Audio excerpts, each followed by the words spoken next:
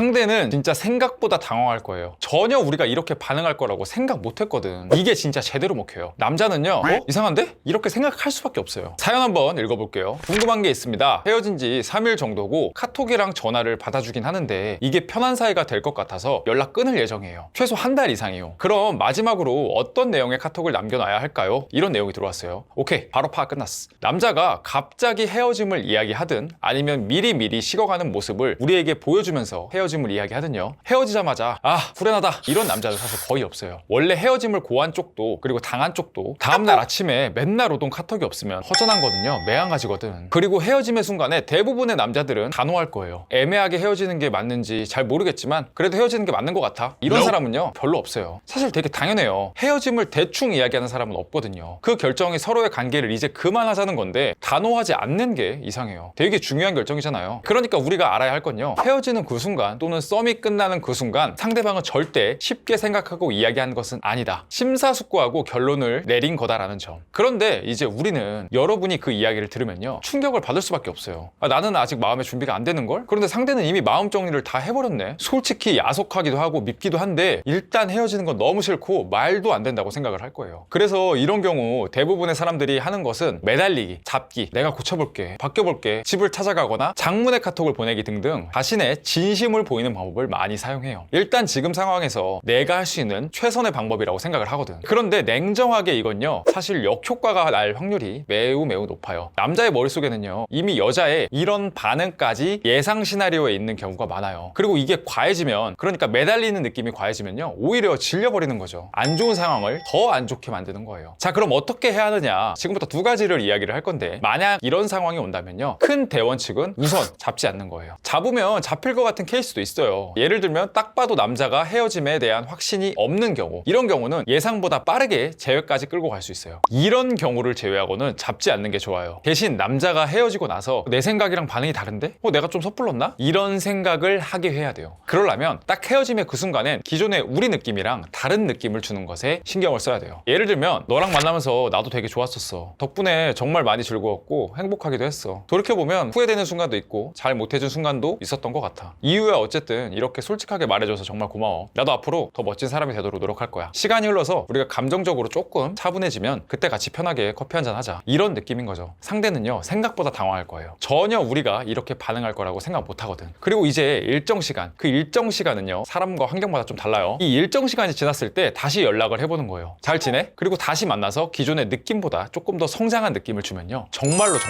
여러분 생각 이상으로 재회가 쉽게 돼요. 여기서 진짜 중요한 건데요, 많은 분들이 잘 가다가 남자가 재회의 여지를 주는 이야기를 하면 다시 원래대로 돌아가요. 다시 잘해보자, 내가 잘해볼게, 이 느낌으로 간다는 거지. 그러면요 정말 말짱 도루묵이에요. 마지막 말했던 태도를 그대로 이어가야 돼요. 재회는 상대 입에서 다시 만나자라고 나왔을 때 완전히 재회가 되는 거예요. 그런 면에서 대부분의 재회 상황은 2보 전진을 위한 1보 후퇴 상황이 많아요. 완전히 후퇴하는 게 아니고 우리는 분명히 2보 전진을 할 거야. 그런데 그러기 위해선 1보 후퇴를 할 수 있어야 한다는 거지. 이 느낌을요 이해해 주시는 게 매우 중요해요. 자, 조금 더 한번 심화 버전으로 가볼게요. 그럼 헤어지기 전, 그러니까 연애할 때도 우리가 어떤 마음으로 연애를 해야 하는지 생각해 볼 수가 있어요. 난 너랑 함께하면 더 행복한 거지 네가 없다고 안 행복한 거나 덜 행복한 게 아니다 라는 느낌을 상대가 느낄 수 있도록 암시하는 거예요. 가장 쉬운 게요, 자기 인생과 연애의 밸런스를 잘 지켜나가는 것. 나는 그냥 나대로도 시간도 잘 보내고 상대가 없어도 내 할 거 하면서 그냥 잘 보내는 거죠. 설사 할 게 없다고 해도 나 심심해, 놀아줘 라는 느낌을 상대에게 비추지 않는 게 중요해요. 그런 면에서 일주일에 매일매일 만나는 연애는요 저는 긍정적인 면보다는 부정적인 면이 조금 더 큰 것 같아요. 왜냐면 그만큼 서로한테 구속되고 서로의 중요도가 커질 수밖에 없거든요. 그러면 의도하지 않아도 초반엔 아무렇지 않아도요 시간이 지날수록 누구 하나는 자기만의 시간이 필요하다, 이런 이야기를 할 가능성이 높고 거기서부터 갈등이 시작돼요. 그렇기 때문에 저는 사람마다 다르지만 한 일주일에서 한두 번 정도가 적당하지 않나, 그냥 그런 생각이 들어요. 오케이, 여러분 질문 까먹었죠? 사실 저도 까먹었어요. 다시 한번 읽어볼게요. 궁금한 게 있습니다. 헤어진 지 3일 정도고요. 카톡이랑 전화를 받아주긴 하는데 이게 편한 사이가 될 것 같아서 연락 끊을 예정이에요. 최소 한 달 정도는요. 그럼 마지막으로 어떤 내용의 카톡을 남겨놔야 할까요? 자, 이제 해석이 되실 거예요. 헤어진 지 3일 정도 지나서 카톡과 전화를 주고받는 건 그냥 허전함일 확률이 매우 높다. 재회와 직접적인 연관성을 크게 없을 가능성이 높다. 그럼 마지막 카톡 내용은